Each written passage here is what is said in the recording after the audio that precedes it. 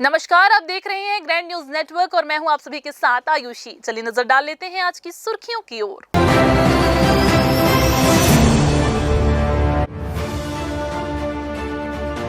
पाकिस्तान में 9 आतंकवादी ठिकाने तबाह, कई लोगों की मौत, देश में खुशी की लहर।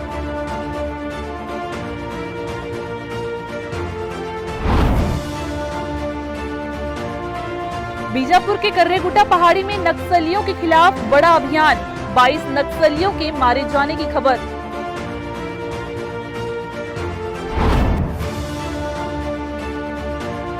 छत्तीसगढ़ माध्यमिक शिक्षा मंडल बोर्ड के 10वीं 12वीं के नतीजे जारी, कांकेर के छात्रों ने मारी बाजी।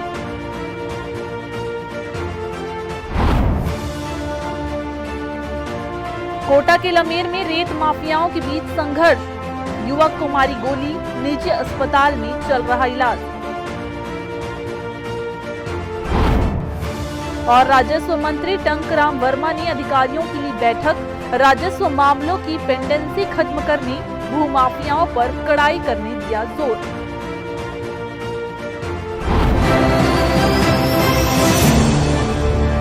तो ये थी आज की सुर्खियां और अब खबरें विस्तार से। पहलगाम आतंकी हमले के बाद भारत ने एक बार फिर से अपनी सैन्य शक्ति और निर्णायक इच्छा शक्ति का परिचय दिया है। प्रधानमंत्री नरेंद्र मोदी के नेतृत्व में भारतीय सेना ने ऑपरेशन सिंदूर के तहत पाकिस्तान और पीओके में स्थित आतंकी ठिकानों पर जोरदार एयर स्ट्राइक की, जिसमें आतंकियों के 9 शिविर तबाह कर दिए गए। इस कार्रवाई ने न केवल आतंकवादियों को चेतावनी दी है, बल्कि पाकिस्तान को भी उसके नापाक इरादों का मुंहतोड़ जवाब दिया है। पूरा देश आज सेना और सरकार के साथ खड़ा हुआ है।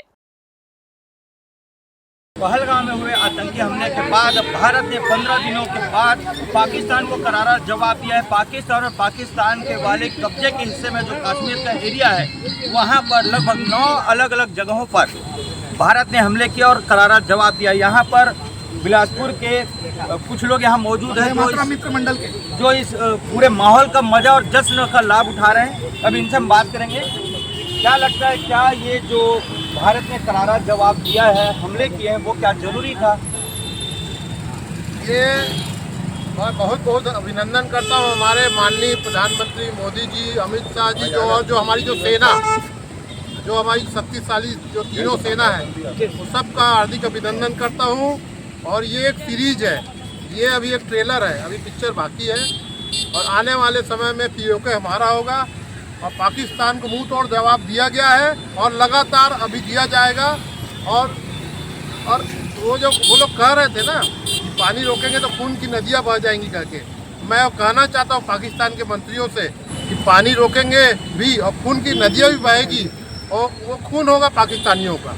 भारतीय सेना ने अभी जो ऑपरेशन सिंदूर चलाया है, उसको लेकर आप क्या कहेंगे? ये जो सिंदूर वाली जो हमारे महिलाओं की जो मांग को सुना किया गया है, तो मोदी जी तो निपटाई देंगे। इट्स बिगनिंग और अभी शुरुआत है। जैसे को तैसा रूल जो है मोदी जी बोल भी दिए, कोई बचेगा नहीं। आतंक खत्म हो जाएगा पूरे देश से। जो आतंक जिस मजहब है, वो मजहब भी चला जाएगा, मिट्टी में मिला दिया जाएगा। मिट्टी में मिलना शुरू हो गया है। क्या लग रहा है, आतंकवाद खत्म हो जाएगी इस हमले से? पूरी तरह से नष्ट हो जाएगा, खत्म हो जाएगा। क्या कहना है आपका? क्या है कि उन लोगों ने क्रूरतापूर्वक पुरुषों को मारा और महिलाओं के सिर का सिंदूर पोछा। इसीलिए बहुत सोच समझकर हमारे प्रधानमंत्री जी ने इसका नाम सिंदूर रखा ऑपरेशन। और ठीक है कि एक प्रयास किया गया है, लेकिन पाकिस्तान को एक ज़बरदस्त सबक दिया गया है। और यदि पाकिस्तान चाहता है कि वो बना रहे तो अब नहीं उलझेगा, और अब उलझा तो पाकिस्तान को मिटा देने की पूरी तैयारी है। आतंकियों ने धर्म पूछ कर मारा था, धर्म पूछ कर मारा गया था, तो क्या सिंदूर को ही टारगेट किया जाता है हर बार? ये तो साफ साफ परिलक्षित है। उन्होंने धर्म पूछ करके ही प्रहार किए थे और इसका साक्षात उदाहरण उनकी धर्मपत्नी है, जिनका मांग का सिंदूर पोछा गया। और ये पीड़ा वो 28 जो हमारे वीर जो शहीद हुए हैं, ये पूरे 144 करोड़ हिंदू, 144 करोड़ भारतीयों को जगा दिए हैं। आज ये हम ऑपरेशन सिंदूर जो किया है, इसका प्रतिफल देखें कि कोई भी पाकिस्तानी चूं तक नहीं बोल सके हैं। यदि ये चूं बोलते हैं तो ऑपरेशन सिंदूर के साथ ऑपरेशन स्वाहा कर देगा। आप इस ऑपरेशन पाकिस्तान स्वाहा होगा। हर हर महादेव। लगातार भारत और पाकिस्तान के संबंधों को लेकर बातचीत जारी रहती थी। अब क्या लगता है कि भारत और पाकिस्तान के संबंध अब क्या मजबूत होंगे या फिर पूरी तरह से टूट जाएंगे देखिए, इस हमले के बाद? एक गाय को पूजने वाला, गाय को खाने वाला कभी भी दोस्त नहीं हो सकते। लख तकिया उनके एक शब्द है कुरान में, जिसमें लिखा है कि धोखे से फंसाओ, धोखे से मारो, धोखे से उनकी संपत्ति हड़पो, बहन बेटियों को हड़पो, उनके साथ गलत करो। ये कहाँ कैसा उसमें किसमें धर्म में किसमें मजहब में लिखाया जाता है, ऐसा पढ़ाया जाता है। आज पूरे भारत के सब लोगों के जो खून जो खोल रहा है, पाकिस्तान को खत्म हो जाना चाहिए। अब कई बंटवारा टुकड़े में बटेंगे पाकिस्तान, उनका कोई अस्तित्व नहीं रहेगा। मोदी जी ने जो कहा वो करके दिखाया, अब उनके लिए आप क्या बोलेंगे? मोदी जी ने एक गंभीर राष्ट्र, एक सशक्त राष्ट्र, एक संवेदनशील राष्ट्र, एक जिम्मेदार राष्ट्र की भूमिका अदा की है। उन्होंने बता दिया है कि भारत किसी से कमज़ोर नहीं है। ना हम जो है आँख उठा के बात करते हैं, ना नाक उठा के बात करते हैं, सामने से बात करते हैं हम। जिस प्रकार से मोदी जी ने किया है, आज उन्होंने बताया हुआ है कि हम एक जिम्मेदार राष्ट्र हैं, लेकिन यदि हमारे ऊपर आक्रमण किया गया तो उसका भरपूर जवाब मिलेगा। जिस प्रकार से उन्होंने प्रतिक्रिया दी है आज, और हमारी फौज ने जिस प्रकार से, सेना ने एक टुनटुन आतंकवादी को इस प्रकार से मारा है, इनके जो है ठिकानों को तबाह किया हुआ है। भारत की सेना के ऊपर हमें गर्व है, हमें अपने प्रधानमंत्री के ऊपर गर्व है, और हमें इस चीज़ का विश्वास है कि यदि पाकिस्तान ने फिर से इस तरह की गुस्ताखी की तो उसका भरपूर जवाब मिलेगा। और हम चाहते हैं कि इसका सिलसिला यहीं नहीं रुकना चाहिए। अगर पाकिस्तान किसी प्रकार की हरकत करता है तो जो जनरल मुनीर है उसको जिंदा या मुर्दा वंदे मातरम मांग करता है कि पाकिस्तान का जनरल जिंदा हो या मुर्दा हो वो भारत में आना चाहिए, क्योंकि सारी की सारी जड़ आतंकवाद की वहीं पर है। वही इस प्रकार के लोगों को प्रशिक्षण देते हैं और यहाँ पे लोगों को भेजा करते हैं, और हमारे जो निर्दोष भाई बहन रहते हैं उनकी निर्मम हत्याएं होती हैं। इस हमले से पाकिस्तान का कहना है कि जो हमला किया गया था उसमें आम नागरिकों को भी जान गई है, महिलाओं और बेटियों को। वही हमारे जवानों का कहना है कि जिन जगहों पे हमले किए गए वो आतंकी ठिकाने पे जो हमले हुए हैं, इसको लेकर आज पूरे देश में खुशी का माहौल है कि भारत ने पाकिस्तान को जवाब दिया है। लेकिन क्या इसका कुछ बुरा असर भारत को पड़ेगा?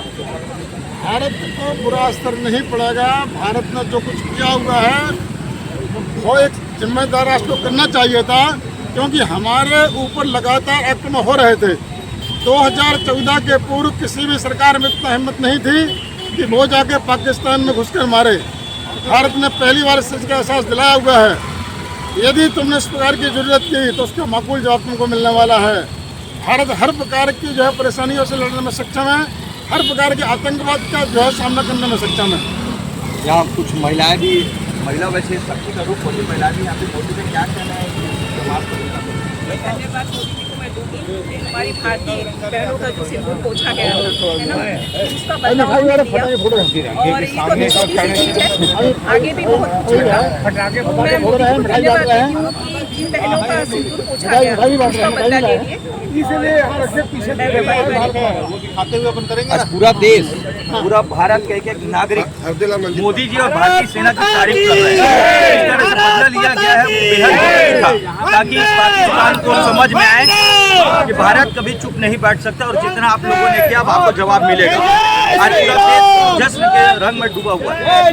कैमरामैन गोलू के साथ पुरुषोत्तम दुबे, ग्रैंड न्यूज़ से। कांग्रेस पार्टी भी चाहती है कि उनके साथ हमारे नेता राहुल जी ने भी कह दिया है कि पूरी तरह से देश और पूरा कांग्रेस पार्टी इस समय सेना के साथ खड़ी है, और सेना का मनोबल बढ़ाने के लिए हर हिंदुस्तानी उनके साथ खड़ा है।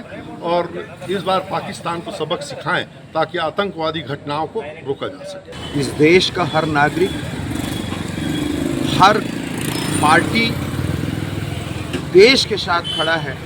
इस बार पाकिस्तान को करारा जवाब मिलना चाहिए। ये देश का एक एक जनता, एक एक युवा, भारत में रहने वाला हर समुदाय के लोग चाहते हैं कि इस बार पाकिस्तान को मुंह तोड़ जवाब देना चाहिए। और मैं धन्यवाद देता हूं भारत सरकार को कि जो उसने पहल करी है पूरी देश उनके साथ खड़ा हुआ है। पाकिस्तान का अभी जो हमारे पहलगाम में कुछ समय पहले 28 लोगों को निर्दोष बेचारे बेगुनाहगार लोगों को मारा गया, जो पर्यटक थे, इसकी मैं घोर निंदा करता हूं। और जो पाकिस्तान के लल्लू लोग, टोपीबाज लोग, कुछ लोग बोल रहे थे कि भारत हमारा क्या कर लेगा। आज 45 साल से हम लोग हमला कर रहे हैं, आतंकवाद और इस दुनिया भर के आतंकवाद के जो गढ़ हैं, इन लोग को आगे करके हमारे ऊपर हमला करवाते हैं। कुछ दिन पहले मोदी को चुनौती दिए कि हमने 28 मारा है, अगर लगोगे तो 28 और मारेंगे। पूरे भारत के जितने 143 करोड़ देश की जनता है, सब लोग पूरे एक साथ मिलके पूरा आवाज़ उठाएंगे और इसकी घोर निंदा करेंगे। अब पूरे मोदी जी के साथ हम लोग हैं और चाहेंगे कि पाकिस्तान को उसका जवाब मुंह तोड़ दे, ईंट का जवाब पत्थर से दे। अगर वो एक मारेगा तो हम लोग 100 मारेंगे। पहलगाम में जो अभी अटैक किया, निर्दोष पर्यटकों पर 26 लोगों पर आक्रमण करके उनका काल कल्पित किया, तो निश्चित रूप से बहुत ही गंभीर विषय था और उसमें हमारी सेना को एक्शन लेना जरूरी था। मैं तो सलाम करता हूँ हमारी सेना को, जिसने आज पाकिस्तान को उसके घर में घुसकर उन आतंकवादियों को सबक सिखा रहा है जो लगातार देश की अमन शांति और सज्जन लोगों पर, निर्दोष लोगों पर आक्रमण करते रहे। निश्चित रूप से स्वागत योग्य है और हमारी सेना के अदम्य साहस को मैं सलाम करता हूं। छत्तीसगढ़ के राजस्व मंत्री टंकराम वर्मा बुधवार को बिलासपुर पहुंचे। हाल ही में आतंकी ठिकानों पर हुई सर्जिकल स्ट्राइक को लेकर उन्होंने कहा कि सभी को गर्व है कि प्रधानमंत्री ने अपना वादा निभाया और ऐसा जवाब दिया जिसकी कोई कल्पना भी नहीं कर सकता था। उन्होंने सेना के जवानों को बधाई दी है और कहा कि निर्दोष लोगों की हत्या का ये करारा जवाब है। मंत्री वर्मा ने विपक्ष पर भी हमला बोलते हुए कहा है कि अब आलोचना का समय नहीं, एकजुट होकर देश के साथ खड़े होने का वक्त है। गर्व होना चाहिए कि हमारे देश के यशस्वी प्रधानमंत्री जी ने एक बड़ा सर्जिकल स्ट्राइक, हमारे सेना के जवानों ने सभी बधाई के पात्र हैं कि जिस तरह से निरपराध लोगों को धर्म पूछकर मौत के घाट उतारा था और हमारे देश के यशस्वी प्रधानमंत्री जी ने कहा था कि इसका बदला जरूर लेंगे और ऐसे लेंगे कि जिन्होंने कल्पना भी नहीं किया था। आप देख रहे देश कि कैसे आज उसके आतंकी ठिकाने पे हमला किए हैं, कितने सारे आतंकी मारे गए हैं और अभी कार्रवाई चली रही है। हमारे देश में भी अच्छा हो रहा है और प्रदेश में भी अच्छा हो रहा है। प्रदेश में भी देख रहे हैं हमारे माननीय यशस्वी मुख्यमंत्री जी के नेतृत्व में बस्तर में नक्सलवाद कैसे सफाया हो रहा है और जो हमारे केंद्रीय गृह मंत्री माननीय अमित शाह जी ने जो टारगेट दिया है कि हम ऑपरेशन सिंदूर की सफलता के लिए छत्तीसगढ़ के मुख्यमंत्री विष्णुदेव साय ने पत्रकारों से चर्चा करते हुए सभी जवानों को बधाई दी और शुभकामनाएं दी। उन्होंने कहा कि पहलगाम में हुए आतंकी हमले का हमारी सेना ने जवाब दे दिया है। जवानों के साहस, शौर्य और उनको नमन किया। हमारे देश के यशस्वी प्रधानमंत्री जी को धन्यवाद देना चाहेंगे, हमारे देश के सशस्त्र जवानों को धन्यवाद देना चाहेंगे। ऑपरेशन सिंदूर बहुत सफल रहा। जिस तरह से पहलगाम में आतंकवादियों ने निहत्थे और निर्दोष लोगों के ऊपर गोली चलाकर उनकी हत्या की थी, ये जघन्य अपराध था और इसका बदला लिया गया है। पूर्व मंत्री खरसिया विधायक उमेश पटेल संविधान बचाओ आम सभा की तैयारी करने बिलासपुर पहुंचे। इस दौरान उन्होंने कांग्रेस नेताओं के साथ मीटिंग की। इस मौके पर संविधान बचाओ, नक्सलवाद संगठन के अलावा अन्य मुद्दों पर ग्रैंड न्यूज के संपादक से चर्चा करते हुए तैयारी के संबंध में भी अपनी बातें रखी। राज्यसभा सांसद फूलो देवी नेताम बुधवार को बिलासपुर दौरे पर रहीं। कांग्रेस भवन में उन्होंने महिला कांग्रेस कमेटी के पदाधिकारियों के साथ संवाद किया। इधर नेताम ने संगठन को जमीनी स्तर पर मजबूत करने के साथ साथ महिलाओं को नेतृत्व की मुख्य धारा में लाने की बात भी कही। बैठक के दौरान महिलाओं में जबरदस्त जोश और उत्साह देखने को मिला। महिला कांग्रेस कार्यकर्ताओं ने फूलो देवी नेताम का पारंपरिक अंदाज में स्वागत किया। कांग्रेस भवन में गूंजते नारों और फूल मालाओं के साथ उनका अभिनंदन किया गया। बैठक में फूलो देवी नेताम ने महिलाओं को संगठनात्मक जिम्मेदारियों को गंभीरता से निभाने का आह्वान किया। उन्होंने कहा कि महिला सशक्तिकरण केवल नारे तक सीमित नहीं रहना चाहिए, बल्कि हर महिला को समाज में बदलाव की धुरी बनना होगा। महिला शक्ति मजबूत है। महिलाओं को जो भी जवाबदारी दी जाती है कांग्रेस पार्टी की ओर से ईमानदारी के साथ, अपने कर्तव्य निष्ठा के साथ हमेशा मजबूती के साथ उन्होंने काम किया है और करते रहेंगे। इसी संगठन को और अच्छे ढंग से और मजबूत करने के लिए निर्देश दिया गया है जिला अध्यक्षों को, ग्रामीण शहर की ब्लॉक अध्यक्ष का गठन हो गया है पूरी कार्यकारिणी, और इसके साथ साथ वार्ड स्तर और बूथ स्तर पर भी हम लोग काम करेंगे। इस आयोजन के दौरान महिला कांग्रेस कमेटी की प्रदेश महासचिव शिल्पी तिवारी, पिंकी बत्रा, उमा पांडे सहित अन्य पदाधिकारी और कार्यकर्ताएं मौजूद रही। ग्रैंड न्यूज के लिए कैमरामैन गोलू कश्यप के साथ पिंटू दुबे की रिपोर्ट। फिलहाल वक्त हो चला है एक छोटा सा ब्रेक लेने का। ब्रेक के बाद हम जल्द हाजिर होंगे। आप बने रहिए ग्रैंड न्यूज के साथ।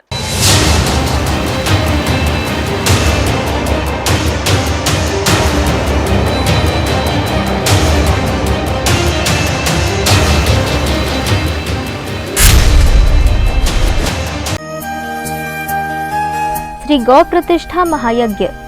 गौ माता के प्राण व प्रतिष्ठा की रक्षा के लिए होने वाले महायज्ञ में आप भी सहभागी बने। 11 रुपए राशि प्रत्येक आहुति के अनुसार आप अपने परिवार, पूर्वजों व रिश्तेदारों के नाम इस महायज्ञ पर आहुति देकर पुण्य के भागी बने। Dr. C.V. Raman University offers high-quality education to students, particularly those from difficult geographical areas of central India.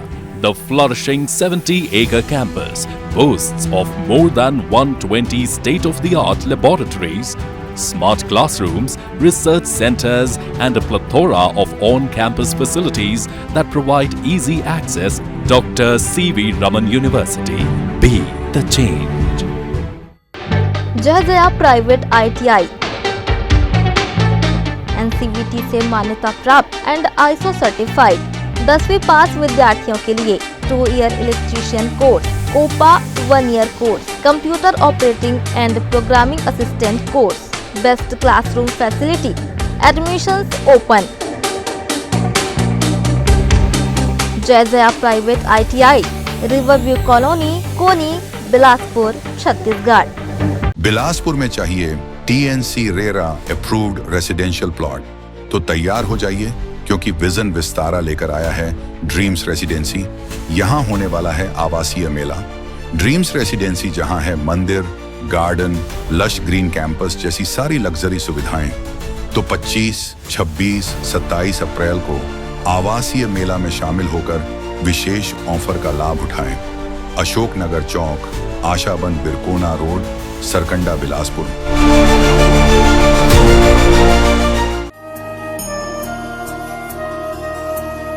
गौ माता के प्राण व प्रतिष्ठा की रक्षा के लिए होने वाले गौ प्रतिष्ठा महायज्ञ में 1 करोड़ आहुतियों हेतु 108 याज्ञिक ब्राह्मणों की आवश्यकता है। कृपया इच्छुक याज्ञिक ब्राह्मण नीचे लिंक से अपना पंजीयन कर महायज्ञ में सम्मिलित होने का सौभाग्य प्राप्त करें। इस नंबर पर भी आप संपर्क कर सकते हैं।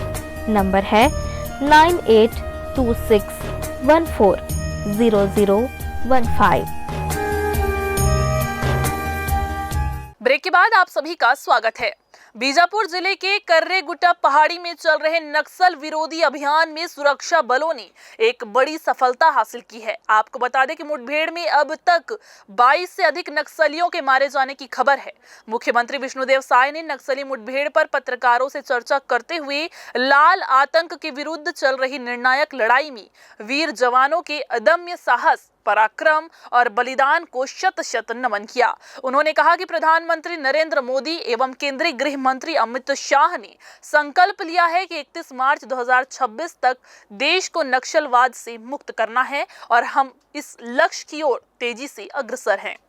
कई दिनों से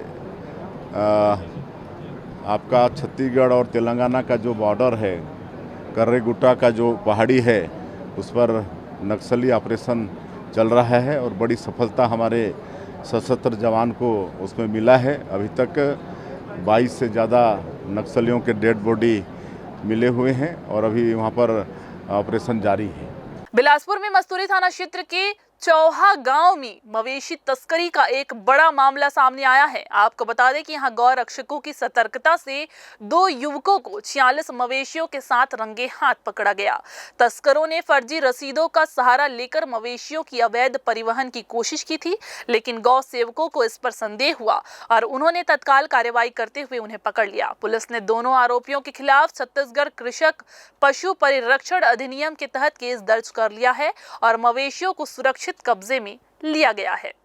इधर बिल्हा विकास खंड शिक्षक कार्यालय में सेवा पुस्तिकाओं का हाल बेहाल है। वहां अस्त व्यस्त सेवा पुस्तिका रखे हुए हैं।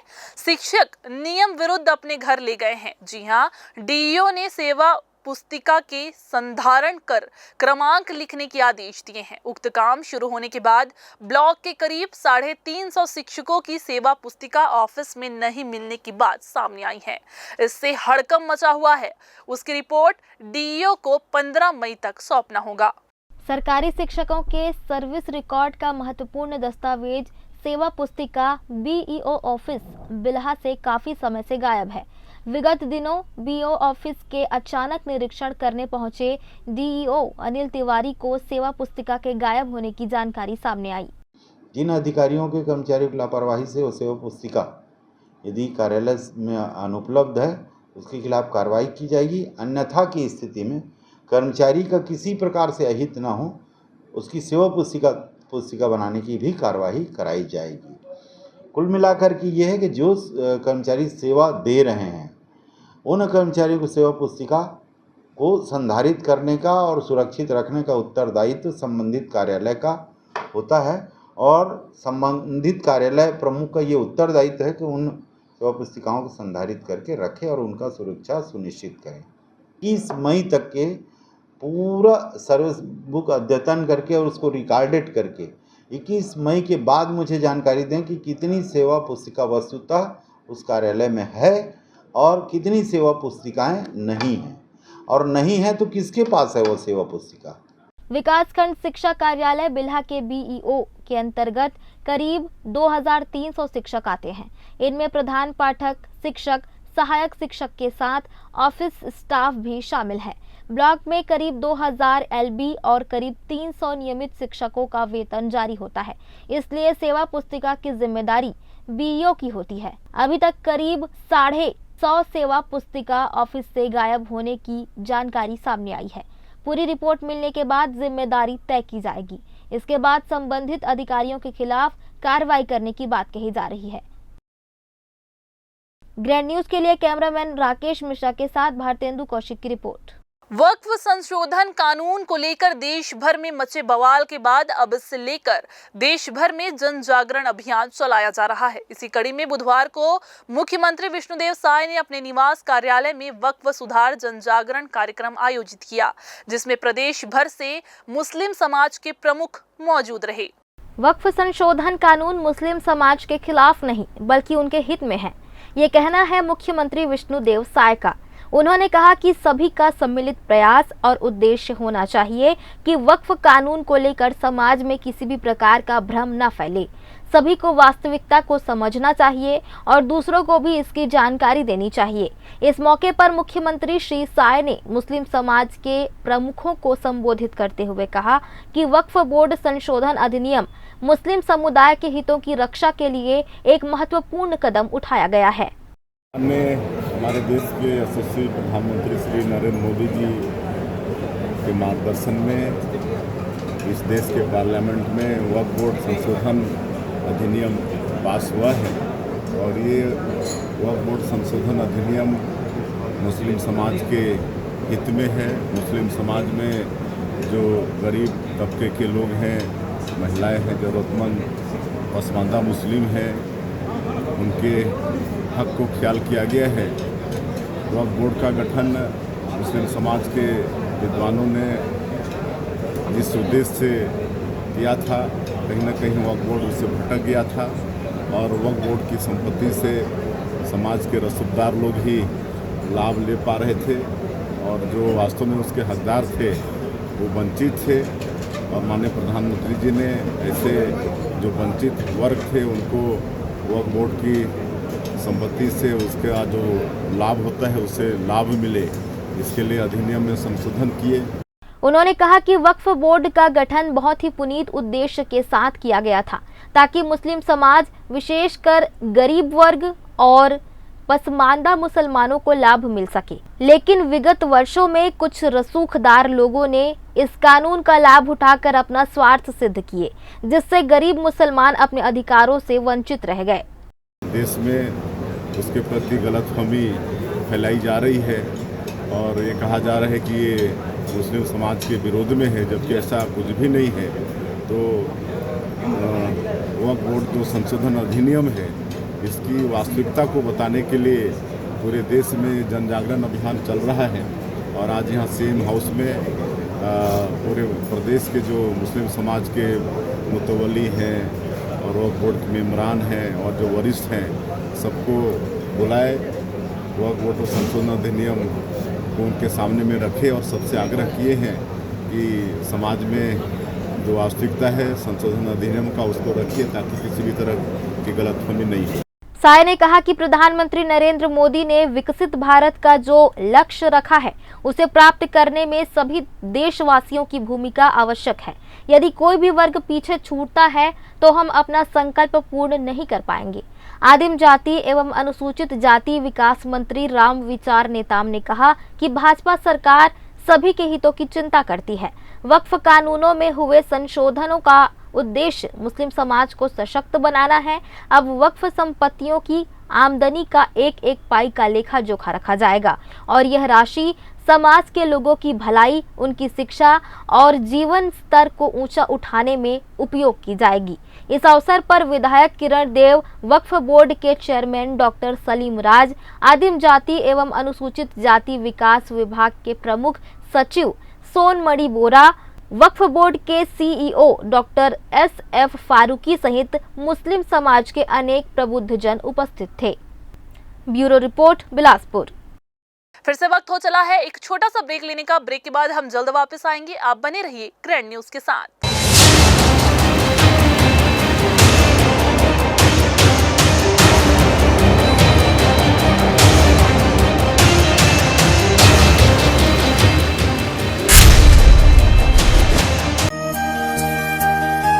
श्री गौ प्रतिष्ठा महायज्ञ।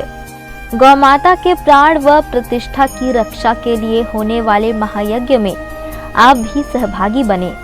11 रुपए राशि प्रत्येक आहुति के अनुसार आप अपने परिवार, पूर्वजों व रिश्तेदारों के नाम इस महायज्ञ पर आहुति देकर पुण्य के भागी बने। Dr. C.V. Raman University offers high-quality education to students, particularly those from difficult geographical areas of Central India. The flourishing 70-acre campus boasts of more than 120 state-of-the-art laboratories, smart classrooms, research centers, and a plethora of on-campus facilities that provide easy access. Dr. C.V. Raman University. Be the change. जय Jaya private ITI NCVT से मान्यता प्राप्त and ISO certified 10वीं पास विद्यार्थियों के लिए 2 year electrician course, OPA 1 year course, computer operating and programming assistant course, best classroom facility, admissions open. Jai Jaya private ITI, riverview colony, Koni, Bilaspur, Chhattisgarh. Bilaspur में चाहिए TNC RERA approved residential plot तो तैयार हो जाइए, क्योंकि विजन विस्तारा लेकर आया है ड्रीम्स रेसिडेंसी। यहाँ होने वाला है आवासीय मेला। ड्रीम्स रेसिडेंसी जहाँ है मंदिर, गार्डन, लश ग्रीन कैंपस जैसी सारी लग्जरी सुविधाएं, तो 25, 26, 27 अप्रैल को आवासीय मेला में शामिल होकर विशेष ऑफर का लाभ उठाएं। अशोक नगर चौक, आशाबंद बिरकोना रोड, सरकंडा, बिलासपुर।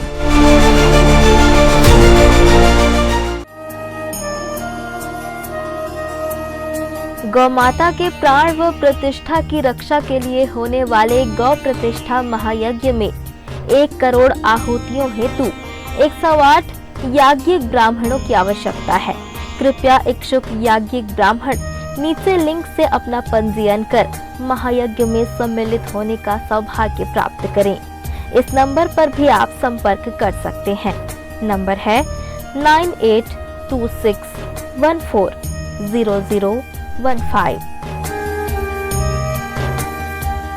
ब्रेक के बाद आप सभी का एक बार फिर से स्वागत है। छत्तीसगढ़ माध्यमिक शिक्षा मंडल की कक्षा 10वीं की परीक्षा में उत्कर्ष केशरवानी ने प्रदेश स्तर पर 9वां रैंक 97.8 हासिल करके और राधिका दिघस्कर ने 10वीं रैंक हासिल करके बिलासपुर शहर का नाम रोशन किया है।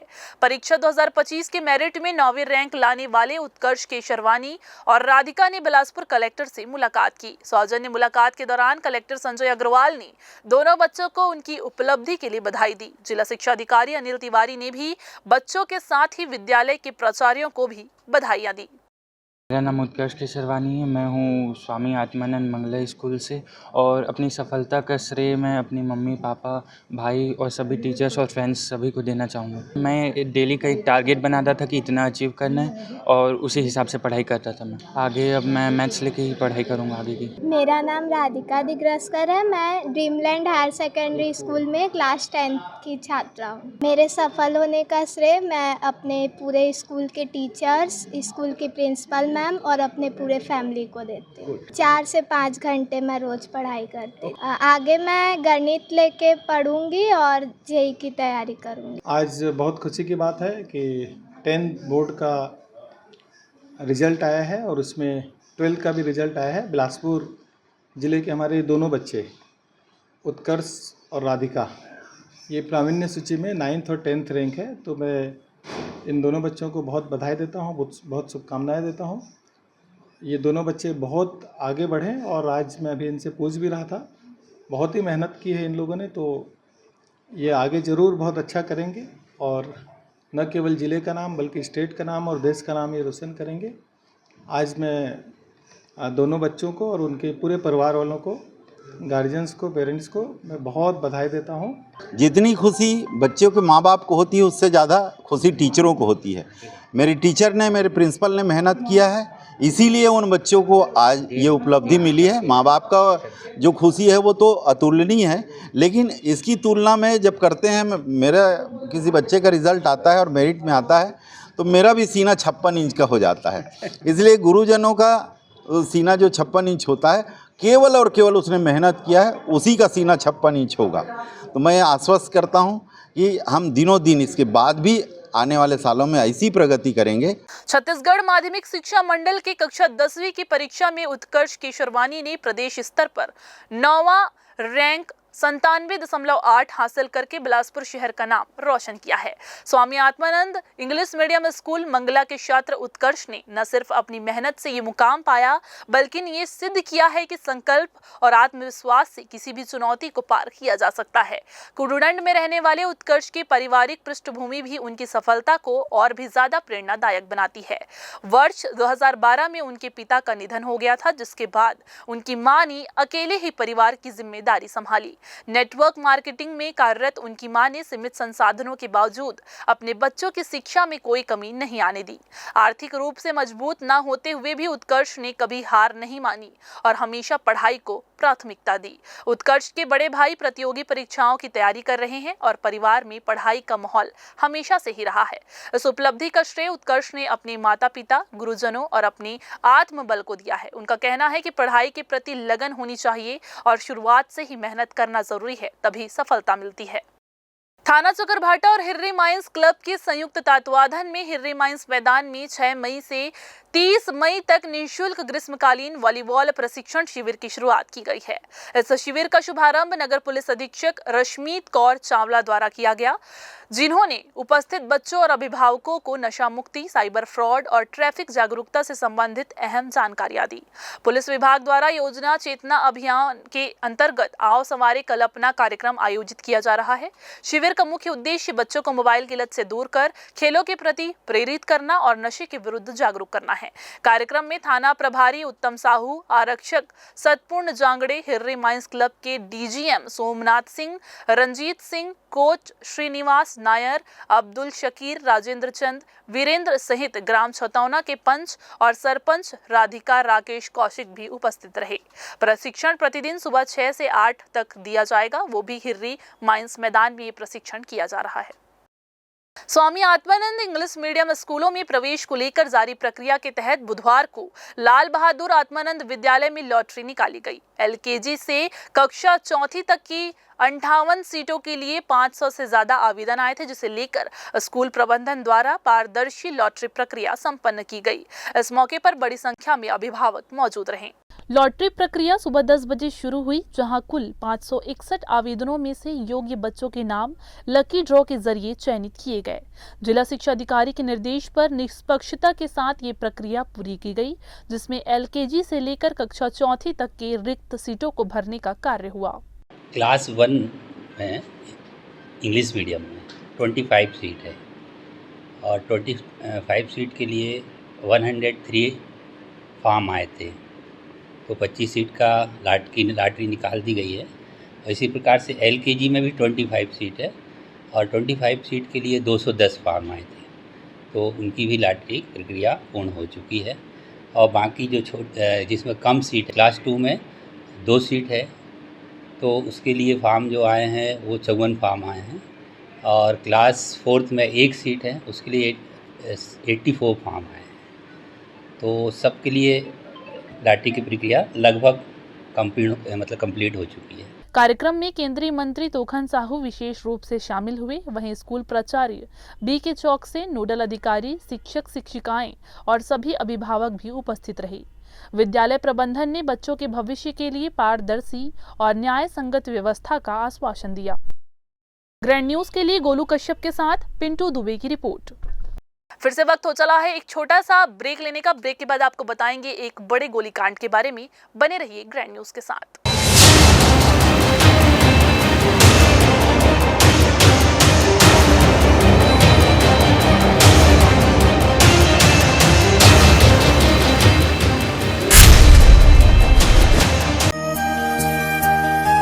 श्री गौ प्रतिष्ठा महायज्ञ गौ माता के प्राण व प्रतिष्ठा की रक्षा के लिए होने वाले महायज्ञ में आप भी सहभागी बने।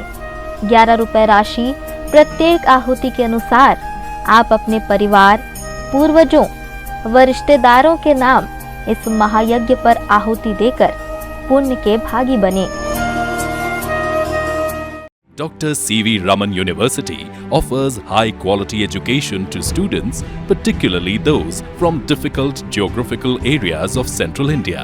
The flourishing 70-acre campus boasts of more than 120 state-of-the-art laboratories, smart classrooms, research centers, and a plethora of on-campus facilities that provide easy access. Dr. C.V. Raman University. Be the change. जय Jaya private ITI NCVT से मान्यता प्राप्त and ISO certified 10वीं पास विद्यार्थियों के लिए 2 year electrician course, OPA 1 year course, computer operating and programming assistant course, best classroom facility, admissions open.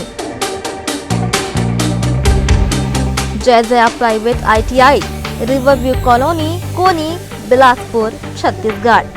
Bilaspur में चाहिए TNC RERA approved residential plot, तो तैयार हो जाइए, क्योंकि विजन विस्तारा लेकर आया है ड्रीम्स रेसिडेंसी। यहाँ होने वाला है आवासीय मेला। ड्रीम्स रेसिडेंसी जहाँ है मंदिर, गार्डन, लश ग्रीन कैंपस जैसी सारी लग्जरी सुविधाएं, तो 25, 26, 27 अप्रैल को आवासीय मेला में शामिल होकर विशेष ऑफर का लाभ उठाएं। अशोक नगर चौक, आशाबन बिरकोना रोड, सरकंडा, बिलासपुर।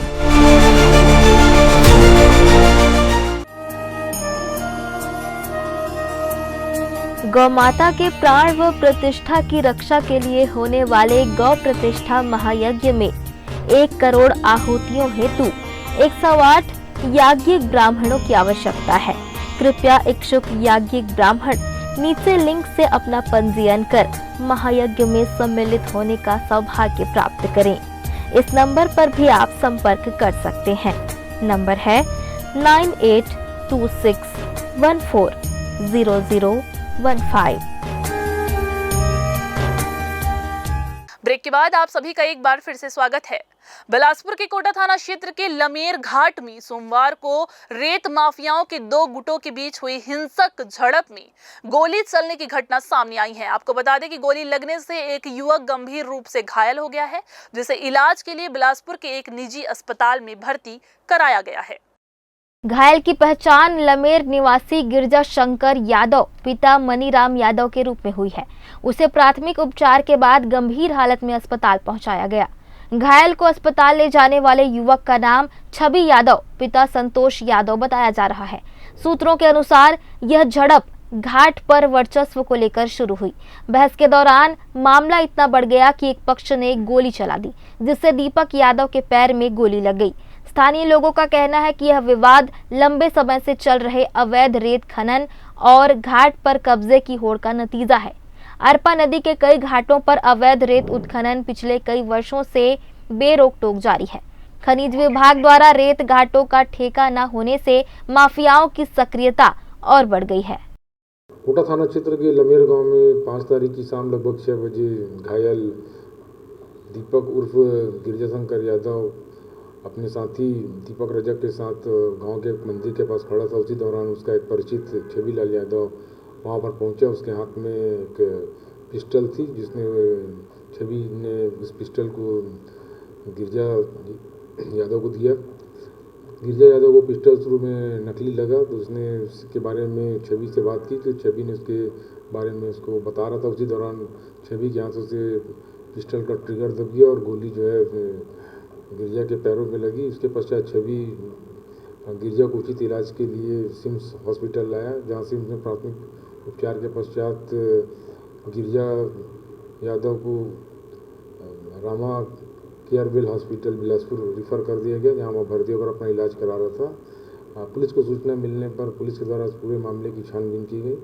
शुरू में घायल गिरजा शंकर के द्वारा पुलिस को गुमराह किया जा रहा था कि उसको लमेर के जंगल में एक पिस्टल मिला, जिसका वो कौतूहल बस देख रहा था। उसी दौरान ट्रिगर दबने से उसके पैरों में गोली लगी और उसका साथी छवि उसको उचित इलाज के लिए सिम्स में भर्ती कराया था। क्योंकि उसकी कहानी जो है वो बनावटी प्रतीत होती थी, इसलिए पुलिस ने उसको विश्वास में लेकर पूछताछ करने पर घायल के द्वारा इस पूरे मामले की स्पष्ट जानकारी दी गई है। कोटा पुलिस इस मामले में अग्रिम वैधानिक कार्रवाई कर रही है तथा छवि को हिरासत में लेकर पिस्टल कहां से प्राप्त किया, इसके बारे में पूछताछ कर रही है। प्रार्थी से लगातार पूछताछ करने के पश्चात उसके द्वारा बताया गया कि वो रेत घाट से नहीं जुड़ा हुआ है तथा उसका जो आरोपी है छविलाल, उसका भी रेत घाट से कोई संबंध नहीं है तथा इनके बीच में कोई किसी प्रकार की दुश्मनी आपसी रंजिश नहीं रहा है। उसके द्वारा बताया अनुसार ये छविलाल के हाथों से एक्सीडेंटल फायर हुआ है। पुलिस इस मामले की और जांच कर रही है तथा छविलाल के विरुद्ध वैधानिक कार्रवाई कर रही है। पुलिस को घटना की जानकारी देर से मिली। अतिरिक्त पुलिस अधीक्षक घायल का हालचाल लेने अस्पताल पहुंचे और उन्होंने मीडिया को बताया कि आरोपी को हिरासत में ले लिया गया है और पूछताछ की जा रही है। स्थानीय लोगों और सूत्रों का मानना है कि इस पूरे मामले को दबाने का प्रयास किया जा रहा है। परिजनों ने मीडिया से बात करने से मना कर दिया, जिससे संदेह और गहरा गया है कि कहीं प्रशासनिक स्तर पर मामले को रफा दफा करने की कोशिश तो नहीं हो रही। स्थानीय लोगों का भी आरोप है कि मामले को दबाने की कोशिश की जा रही है। घायल युवक को सिम्स जैसे सरकारी अस्पताल में भर्ती कराने के बजाय निजी अस्पताल में दाखिल किया गया। अभी भी पूरे घटनाक्रम को पर्दे में रखा जा रहा है। ग्रैंड न्यूज के लिए कैमरामैन राहुल ठाकुर के साथ घनश्याम गंधर्व की रिपोर्ट। बिलासपुर जिले के सकरी थाना क्षेत्र के बड़े बिनौरी गांव से एक दिल दहला देने वाली घटना सामने आई है। आपको बता दें, यहां एक शराबी पति ने मामूली सी विवाद में अपनी पत्नी की लोहे की पाइप से पीट कर हत्या कर दी।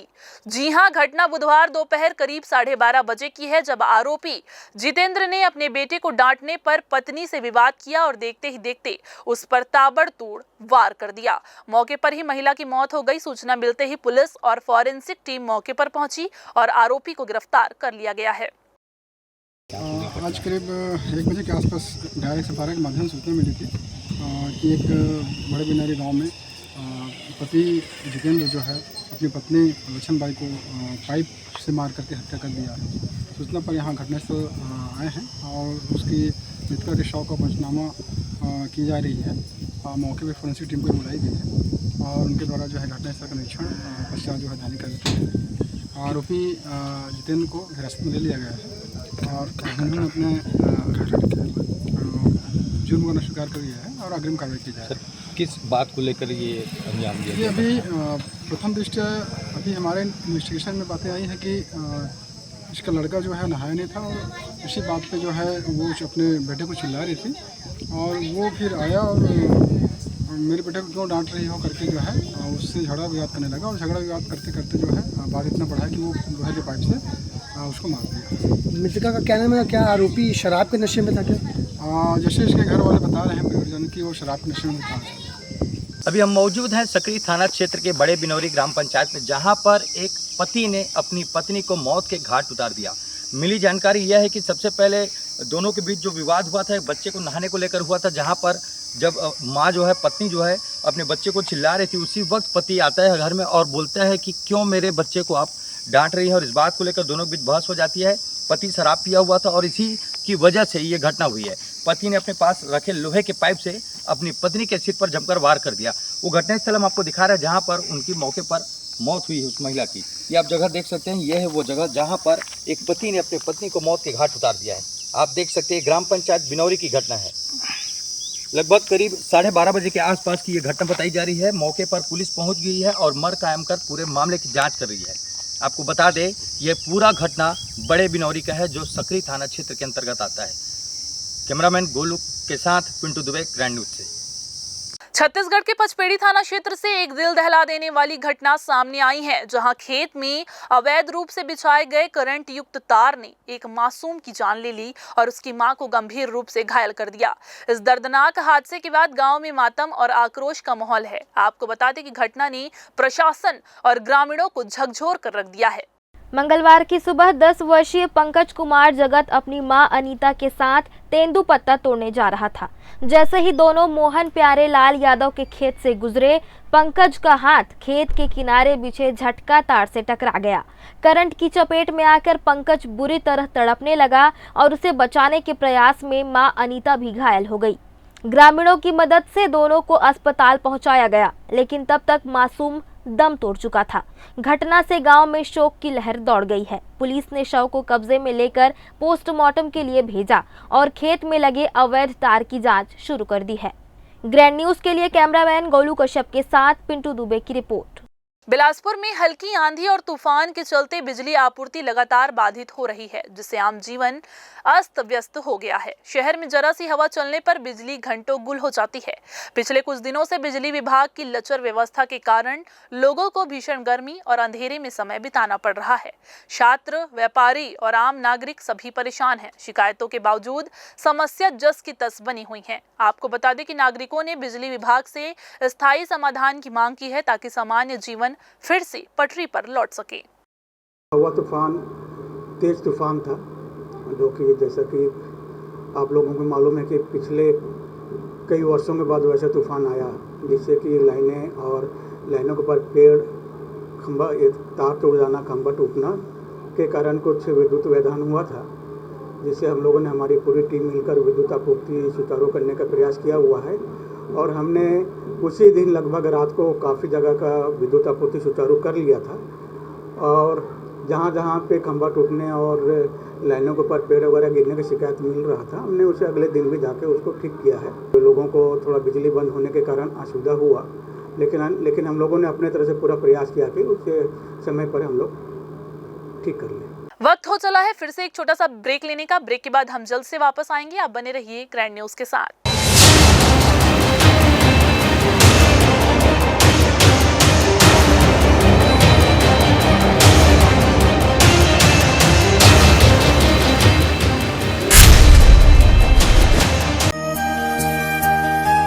श्री गौ प्रतिष्ठा महायज्ञ गौ माता के प्राण व प्रतिष्ठा की रक्षा के लिए होने वाले महायज्ञ में आप भी सहभागी बने।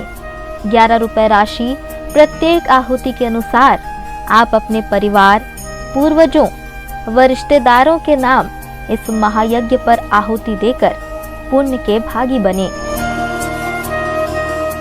Dr. C.V. Raman University offers high-quality education to students, particularly those from difficult geographical areas of Central India.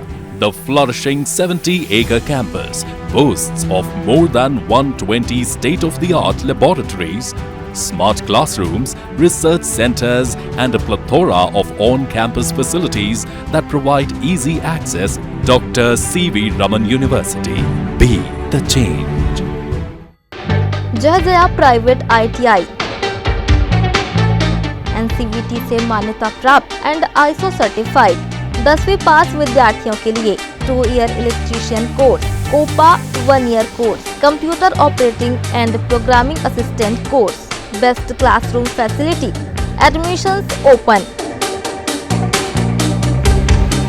Jaya private ITI, riverview colony, Koni, Bilaspur, Chhattisgarh. Bilaspur में चाहिए TNC RERA approved residential plot तो तैयार हो जाइए, क्योंकि विजन विस्तारा लेकर आया है ड्रीम्स रेसिडेंसी।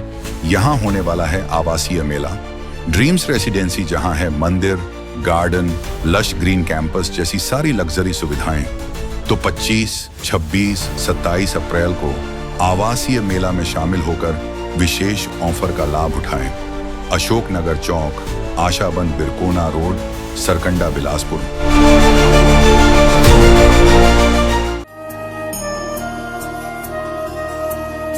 गौ माता के प्राण व प्रतिष्ठा की रक्षा के लिए होने वाले गौ प्रतिष्ठा महायज्ञ में 1 करोड़ आहुतियों हेतु 108 याज्ञिक ब्राह्मणों की आवश्यकता है। कृपया इच्छुक याज्ञिक ब्राह्मण नीचे लिंक से अपना पंजीयन कर महायज्ञ में सम्मिलित होने का सौभाग्य प्राप्त करें। इस नंबर पर भी आप संपर्क कर सकते हैं। नंबर है 9826140015। ब्रेक के बाद आप सभी का एक बार फिर से स्वागत है। बुधवार को छत्तीसगढ़ शासन के राजस्व मंत्री टंकराम वर्मा 1 दिवसीय प्रवास पर बिलासपुर पहुंचे। इस दौरान उन्होंने बिलासपुर कलेक्ट्रेट मंथन सभा कक्ष में राजस्व अधिकारियों की बैठक ली, जहां उन्होंने राजस्व के कार्यों की समीक्षा करते हुए अधिकारियों को दिशा निर्देश दिए। उन्होंने राजस्व के पेंडिंग मामलों को समय सीमा में खत्म करने के निर्देश भी अधिकारियों को दिए। कुछ समय पहले ही छत्तीसगढ़ शासन ने जमीनों की रजिस्ट्री के तत्काल बाद नामांतरण की व्यवस्था की है। राजस्व मंत्री ने सुविधा को प्रभावी ढंग से लागू करने के निर्देश अधिकारियों को दिए हैं। आपको बता दें कि बैठक के बाद पत्रकारों से चर्चा करते हुए राजस्व मंत्री ने कहा कि छत्तीसगढ़ शासन लोगों को सुविधा देने के लिए हर संभव प्रयास कर रहा है, जिसके तहत तोर सरकार तोर द्वार कार्यक्रम संचालित कर रही है। इसके अलावा अन्य मामलों में भी त्वरित निदान किया जा रहा है। इसके अलावा उन्होंने भारतमाला प्रोजेक्ट में हुई गड़बड़ी पर भी अपनी प्रतिक्रिया दी। आज राजस्व विभाग के काम काजों का समीक्षा और अभी पूरे प्रदेश में मोर द्वार, सहायक सरकार, सुशासन शिविर, इनका भी आज समीक्षा लिए। राजस्व विभाग में बहुत सारे प्रकरण, चाहे सीमांकन हो, बटांकन हो, फौती हो, इन सभी विषयों पर आज इनका समीक्षा लिए और जो लंबित प्रकरण हैं उनको तत्काल समाधान करने का आज निर्देश अधिकारियों को दिया गया है। और कहीं कहीं पे शिकायत आई थी कि कहीं का खसरा बिठा दिए या कहीं पे कोटवारी ज़मीन बिक गई, कहीं पे पट्टे की ज़मीन बिक गई और कहीं शासकीय ज़मीन को बेच दिया गया, अतिक्रमण के मामले आए, तो सारी चीज़ों का समीक्षा की। हमने एक समय सीमा बता दिया कि समय सीमा के अंदर सभी का हमको रिपोर्ट देंगे, उसके हिसाब से हम आगे कार्रवाई करेंगे। तखतपुर के ग्राम सकर्रा में उप तहसील कार्यालय का शुभारंभ राजस्व मंत्री टंकराम वर्मा और विधायक धर्मजीत सिंह की उपस्थिति में किया गया। मंत्री वर्मा ने इस क्षेत्र के विकास की दिशा में बड़ा कदम बताते हुए कहा कि अब रजिस्ट्री के साथ नामांतरण की प्रक्रिया भी पूरे प्रदेश में लागू की जाएगी, जिससे लोगों को बड़ी राहत मिलेगी। राजस्व मंत्री टंकराम वर्मा ने अवैध प्लाटिंग को लेकर बड़ा बयान देते हुए साफ किया है कि सरकार अब सख्त कार्रवाई के मूड में है। उन्होंने कहा कि कम दामों में जमीन पाने के लालच में लोग अवैध प्लाटिंग का शिकार हो रहे हैं, लेकिन अब सरकार न केवल ऐसे मामलों पर सख्ती बरतेगी बल्कि फर्जी रजिस्ट्री रोकने के लिए तकनीकी कदम भी उठाए जा रहे हैं। मंत्री ने आम जनता से भी अपील की है कि वे अवैध प्लॉटिंग से बचें और जागरूकता दिखाएं। मंत्री टंकराम वर्मा ने कहा कि अवैध प्लाटिंग के खिलाफ सरकार लगातार कार्यवाही कर रही है। कहीं सड़कें ब्लॉक कर दी जाती हैं तो कहीं अन्य तकनीकों से इन प्लाटिंग को रोका जा रहा है। उन्होंने कहा कि आम जनता को भी समझदारी से काम लेना होगा और ऐसे मामलों से पूरी दूरी बनानी होगी। उन्होंने यह भी कहा कि सरकार अवैध प्लाटिंग को रोकने के लिए आमंत्रण प्रक्रिया पर भी नियंत्रण रख रही है ताकि कोई भी अवैध निर्माण न हो सके। उन्होंने जिम्मेदार नागरिकों से अपील की कि वे इस प्रकार की गतिविधियों में शामिल न हों और वैध तरीके से ही भूमि खरीदें। और जो गरीब है उसको न्याय दीजिए और त्वरित निराकरण करिए। मेरा बस आपसे एक ही आग्रह है। इस क्षेत्र के यशस्वी विधायक सम्मानित धर्मजीत सिंह के प्रयास से आज सकर्रा में उप तहसील का शुभारंभ हुआ।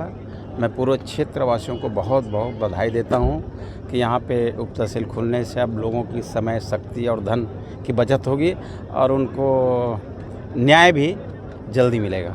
देखिए, अवैध प्लाटिंग जो है इसको रोकना हम सबकी जिम्मेदारी है। शासन प्रशासन तो रोक ही रहे, खरीदने बिकने वाले को भी होना चाहिए। अवैध प्लाटिंग करके मकान बना लेते हैं, उसके बाद फिर रोड चाहिए, नाली चाहिए, बिजली चाहिए। संबंधित वहाँ के विधायक हैं, सांसद है ना, लोग थोड़े से सस्ता मिल रहा करके खरीद लेते हैं और सरकार सख्त है। अवैध प्लाटिंग के बारे में कार्रवाई कर रहे हैं। कई जगह रोड ब्लॉक करते हैं, उसका नामांतरण पे रोक लगाते हैं, रजिस्ट्री पे रोक लगाते हैं और अवैध प्लाटिंग से नुकसान है सबको। अभी जो सिस्टम ला रहे हैं उसमें फर्जी रजिस्ट्री पूरी तरह से रुक जाएगी। अभी जो रजिस्ट्री होगी उसमें हमने जो जियो रेफरेंसिंग, जो गांव जियो रेफरेंसिंग हो चुका है, करीब 13,000 गांव हो गया, बाकी में चल रहा है। तो जियो रेफरेंसिंग होने से उसका वहाँ पे ज़मीन निश्चित हो जाएगा, सीमांकन बटांकन हो जाएगा, चौहद्दी रहेगा, सामने वाले का आधार कार्ड होगा, उसको बायोमेट्रिक चेक होगा कि यही आदमी है कि नहीं है। अभी पूर्व में कई किसी का आधार कार्ड देखे, किसी खड़ा करके रजिस्ट्री, अब ऐसा नहीं होगा। इसमें बहुत सारे 10 बदलाव हैं, 10 परिवर्तन हैं। जहाँ पे कंप्लीट होगी, ज़मीन किसी तरह का विवादित ना हो, ऐसी ज़मीन का रजिस्ट्री होगी और तुरंत स्वतः नामांतरण हो जाएगा। मंत्री ने कहा कि अब फर्जी रजिस्ट्री पर रोक लगाने के लिए बायोमेट्रिक वेरिफिकेशन और आधार लिंकिंग जैसी तकनीकों का इस्तेमाल किया जाएगा। प्रदेश के करीब 13,000 गाँवों में जियो रिफ्रेशिंग की प्रक्रिया पूरी कर ली गई है, जिससे यह सुनिश्चित होगा कि किसके नाम पर ज़मीन है और उसकी सीमाएं क्या हैं। इससे ज़मीन विवादों में भी भारी कमी आएगी। ग्रैंड न्यूज़ के लिए विनय करिहार की रिपोर्ट। भारत सरकार द्वारा कैबिनेट की बैठक में राष्ट्रीय जनगणना जाति आधारित होने के फैसले से ओबीसी समुदाय में उल्लास का संचार हुआ है। समाज का मानना है कि जाति आधारित जनगणना होने से सामाजिक न्याय और समावेशी विकास का रास्ता खुल जाएगा। इससे समता मूलक समाज की स्थापना होगी। जिला अध्यक्ष सुनील यादव ने बताया कि संविधान में सामाजिक एवं शैक्षणिक दृष्टि से पिछड़े हुए समुदायों को अनुसूचित जाति, अनुसूचित जनजाति एवं पिछड़ा वर्ग के रूप में 3 वर्गों में वर्गीकृत किया गया है। जनगणना में तीनों वर्गों की दशाओं के आंकड़े एकत्र किए जाने चाहिए। अनुसूचित जाति एवं अनुसूचित जनजाति की जनगणना तो प्रति 10 वर्षों में होती है, किंतु अन्य पिछड़ा वर्ग की जनगणना 1931 के बाद से नहीं हुई है। आजाद भारत में पहली बार ओबीसी की जाति आधारित जनगणना केंद्र सरकार करेगी। वहीं राष्ट्रीय जनगणना में ओबीसी की जनगणना किए जाने से उनकी जनसंख्या एवं परिस्थितियों का आकलन हो पाएगा, जिससे संवैधानिक प्रतिबद्धता पूर्ण हो पाएगी। उन्होंने आगे बताया कि विश्व के सबसे बड़े लोकतांत्रिक भारत देश में बहुसंख्यक ओबीसी समुदाय की जनगणना किए जाने से सामाजिक, शैक्षिक एवं आर्थिक विकास और आबादी के बराबर हिस्सेदारी प्रदान करने में सहायक होगा। जातिगत जनगणना को लेकर के विगत समय में माननीय मोदी सरकार के कैबिनेट में निर्णय आया था, जो कि स्वागत योग्य है। ओबीसी महासभा की ओर से हम लोग इनका स्वागत करते हैं इस जनगणना, जातिगत जनगणना किए जाने को लेके। वास्तव में देखिए तो जातिगत जनगणना किया जाना भारत की बहुत पहले की आवश्यकता थी। काका कालेकर जो थे उन्होंने तब से लेकर के मांग कर रहे थे और कई समितियों पे समितियां बन रही थी, लेकिन ये मुद्दा जो है वो धरातल पे नहीं आ पा रहा था। कैबिनेट से पास होने के बाद पूरे भारत देश में लगभग 215 से अधिक जातियाँ हैं जिनको प्रत्यक्ष लाभ मिलेगा।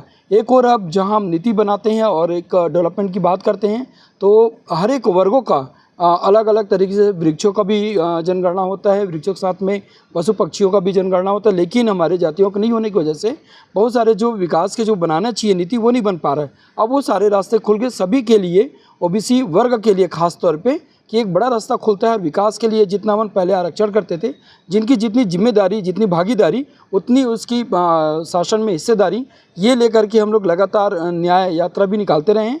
और ये होने से, कैबिनेट में पास होने से पूरे भारत देश के साथ साथ में ही छत्तीसगढ़ और छत्तीसगढ़ के साथ में पूरे सभी 33 जिले जो है सभी ओबीसी वर्ग को लाभ मिलेगा और एक बहुत अच्छा स्वागतीय पहल है। तो ये थी आज के बुलेटिन की तमाम खबरें। अगले बुलेटिन में फिर होगी आपसे मुलाकात। तब तक के लिए पूरी टीम के साथ मुझे दीजिए इजाजत। नमस्कार।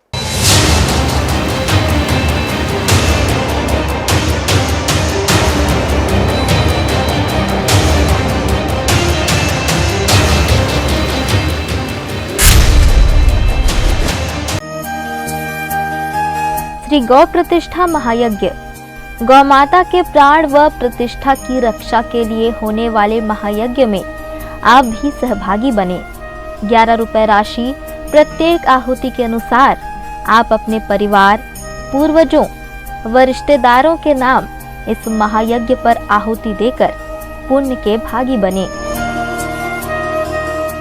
Dr. C.V. Raman University offers high-quality education to students, particularly those from difficult geographical areas of Central India. The flourishing 70-acre campus boasts of more than 120 state-of-the-art laboratories, smart classrooms, research centers, and a plethora of on-campus facilities that provide easy access. Dr. C.V. Raman University. Be the change. जय Jaya private ITI NCVT से मान्यता प्राप्त and ISO certified 10वीं पास विद्यार्थियों के लिए 2 year electrician course, OPA 1 year course, computer operating and programming assistant course, best classroom facility, admissions open. Jai Jaya private ITI, riverview colony, Koni, Bilaspur, Chhattisgarh. Bilaspur में चाहिए TNC RERA approved residential plot तो तैयार हो जाइए, क्योंकि विजन विस्तारा लेकर आया है ड्रीम्स रेसिडेंसी। यहाँ होने वाला है आवासीय मेला। ड्रीम्स रेसिडेंसी जहाँ है मंदिर, गार्डन, लश ग्रीन कैंपस जैसी सारी लग्जरी सुविधाएं, तो 25, 26, 27 अप्रैल को आवासीय मेला में शामिल होकर विशेष ऑफर का लाभ उठाएं। अशोकनगर चौक, आशाबंद बिरकोना रोड, सरकंडा, बिलासपुर।